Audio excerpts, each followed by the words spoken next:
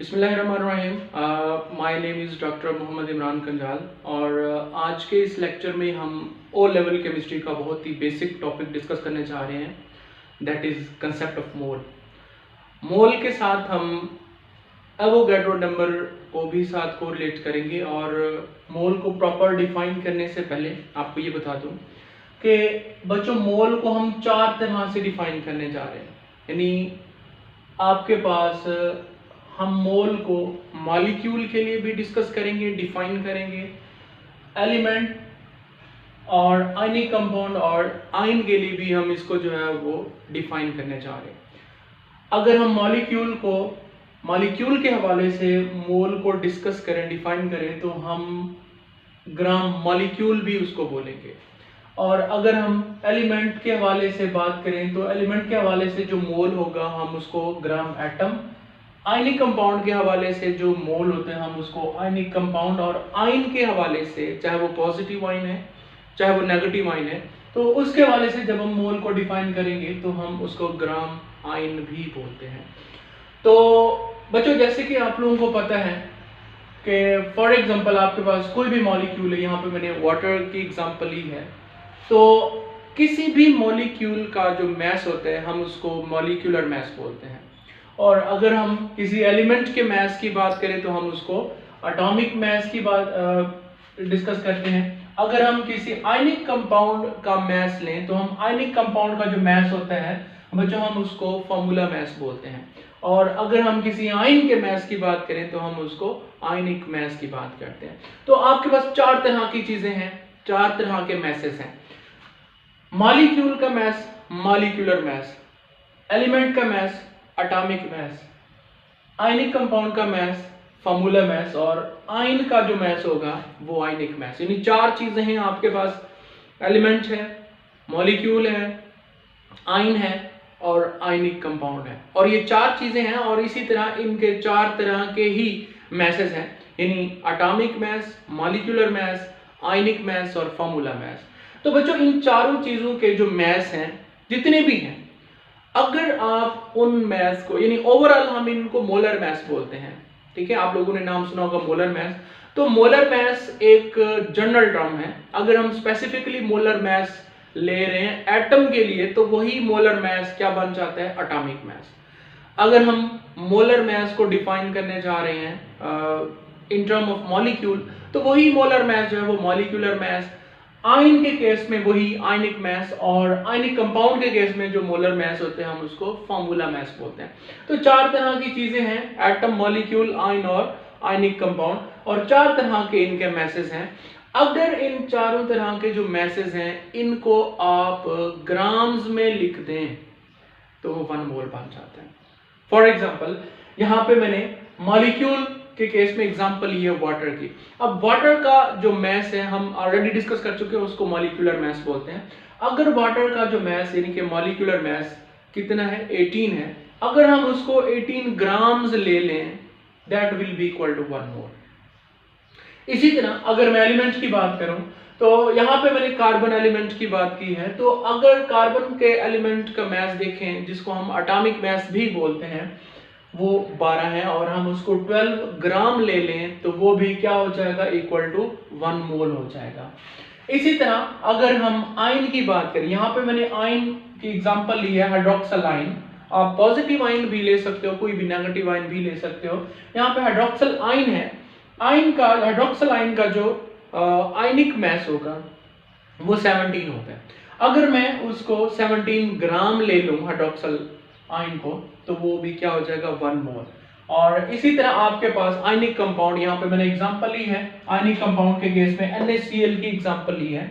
अगर मैं यहाँ पे, क्योंकि NaCl का जो फॉर्मूला मैस है वो 58.5 होता है, अगर मैं 58.5 ग्राम ले लूं तो वो भी क्या हो जाएगा, 1 मोल होगा। यानी अगर मैं इस बात को ओवरऑल यहाँ पे डिस्कस करूं तो बच्चों, जब भी आप किसी मॉलिक्यूल के मॉलिक्यूलर मैस को ग्राम्स में लिखेंगे तो वो 1 मोल है, किसी एलिमेंट के एटॉमिक मैस को ग्राम में लिखेंगे तो वो भी 1 मोल है, किसी आयनिक कंपाउंड के फॉर्मूला मैस को अगर आप ग्राम में लिखेंगे वो भी 1 मोल है, या अगर आप क्या करें किसी आयन के आयनिक मैस को ग्राम में लिखें तो वो भी आपके पास 1 मोल है।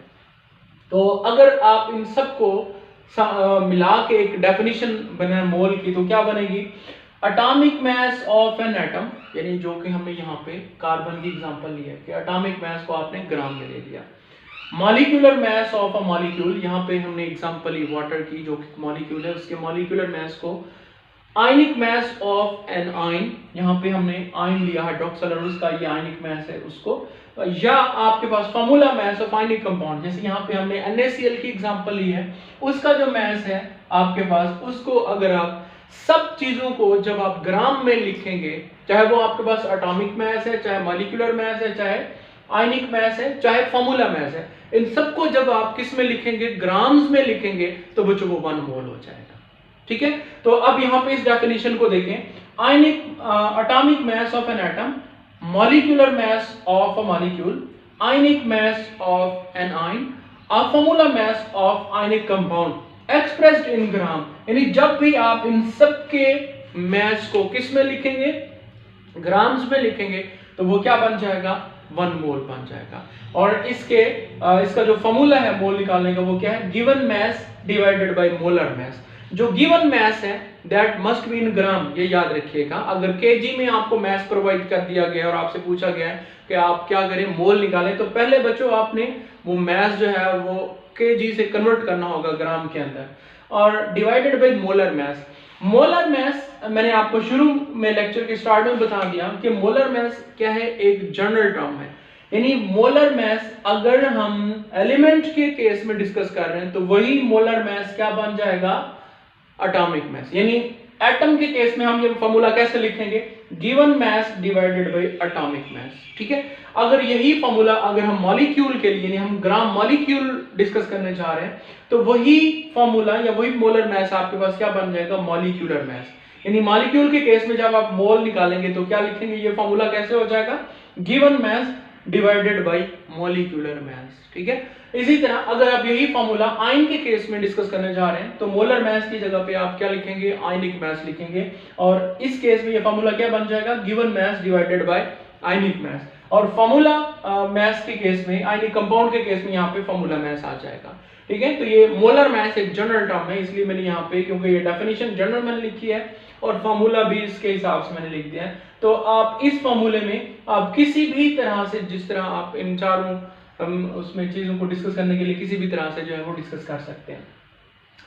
अब ये है कि आपके पास जब भी आपके पास 1 मोल होगा, चाहे वो 1 मोल एटम्स का है, चाहे वो 1 मोल मॉलिक्यूल का है, चाहे आपके पास क्या है 1 मोल आयंस का है, चाहे आपके पास 1 मोल क्या है इसका, आपके पास जो है वो आयनिक कंपाउंड का है।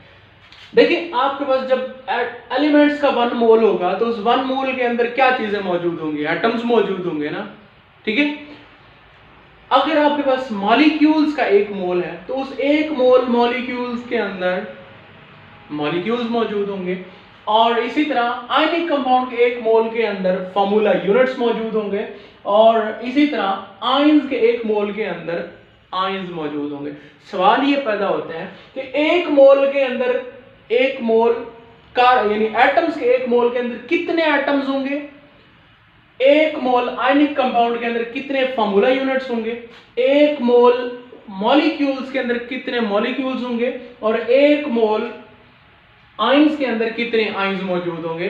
तो एक इटालियन साइंटिस्ट है एवोगैड्रो, तो उसने ये कहा कि जब भी आपके पास 1 मोल होगा, चाहे वो 1 मोल बच्चों एलिमेंट का है, चाहे 1 मोल मॉलिक्यूल का है, आयन का है, या फिर फॉर्मूला मास का है, आयनिक कंपाउंड का है, तो जब भी किसी चीज का 1 मोल होगा, तो उसके अंदर जो पार्टिकल्स की तादाद होगी वो कहते हैं फिक्स होगी। और वो कितनी होगी? 6.02 × 10⁻23 पार्टिकल्स। अगर चाहे आपके पास वो एटम्स का 1 मोल है, तब भी इतने पार्टिकल्स होंगे, चाहे मॉलिक्यूल का 1 मोल है तब भी इतने पार्टिकल होंगे, चाहे आयन का 1 मोल है तब भी इतने पार्टिकल, या चाहे आयनिक कंपाउंड का 1 मोल है तब भी इतने पार्टिकल्स मौजूद होंगे। ठीक है, यानी अगर वो एटम्स का 1 मोल, एलिमेंट्स का 1 मोल है, तो उसके अंदर एवोगैड्रो नंबर के बराबर एटम्स मौजूद होंगे। अगर आपके पास मॉलिक्यूलर मास का 1 मोल है तो उसके अंदर इतने मॉलिक्यूल होंगे, अगर आयंस का 1 मोल है तो इतने आयंस होंगे, और अगर आपके पास आयनिक कंपाउंड का 1 मोल है तो इतने फार्मूला यूनिट्स होंगे। ठीक है, तो एवोगैड्रो नंबर और मोल को जब हम कोरिलेट करते हैं, आपस में इंटरलिंक करते हैं, तो क्या हम इस रिजल्ट पे पहुंचे हैं कि जब भी आपके पास किसी चीज का 1 मोल होगा, जब भी किसी चीज का आपके पास 1 मोल होगा, चाहे एटम्स का 1 मोल है, चाहे मॉलिक्यूल्स का, चाहे आयंस का, चाहे आपके पास आयनिक कंपाउंड्स का 1 मोल होगा, तो उनके अंदर जो नंबर ऑफ पार्टिकल्स हैं, नंबर ऑफ पार्टिकल्स से मुराद एटम्स, मॉलिक्यूल्स, आयंस या फार्मूला यूनिट, तो वो फिक्स होंगे, और वो कितने होंगे, वो 6.02 × 10⁻23 के बराबर होंगे, जिनको हम एवोगैड्रो नंबर बोलते हैं। ठीक है, तो ये आपके पास जो था वो सबसे आज पहला टॉपिक हमने डिस्कस किया, मोल और एवोगैड्रो। Thank you sir.